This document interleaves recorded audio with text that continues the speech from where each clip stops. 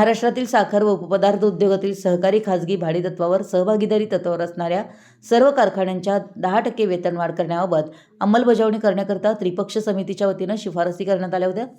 त्यास अनुसरून महाराष्ट्र राज्य साखर संघ व महाराष्ट्र शासन यांच्या निर्णयाप्रमाणे श्री दत्त साखर शिरोळ कारखान्याच्या व्यवस्थापनानं माहे नोव्हेंबर 2025च्या पगारापासून 10% वेतनवाढ लागू करण्याचा निर्णय घेतला आहे। स्वर्गीय डॉक्टर अप्पासाहेब उर्फ सारे पाटील यांच्या जयंतीचा औचित्य साधून राज्य पातळीवरील केलेल्या करारातील कलम 33 मधील तरतुदीनुसार मान्यताप्राप्त शर्करा औद्योगिक श्रमिक संघ म्हणजे इंटक शिरोळ व श्री दत्त साखर कारखाना यांच्या वेतनवाढीचा करार करण्यात आला। सदर वेतनवाढीमुळे कामगारांच्यामध्ये उत्साहाचं व आनंदाचं वातावरण आहे। सदर करार प्रसंगी कामगार संघटनेच्या वतीनं दत्त उद्योग समूहाचे प्रमुख उद्यान पंडित Ganpatrao Patil, chairman Raghunath Patil, vice chairman Sharadchandra Pathak, कार्यकारी संचालक MV पाटील यांचा सत्कार करण्यात आला व कारखाना व्यवस्थापनाचे आभार अध्यक्ष प्रदीप बनगे यांनी मानले।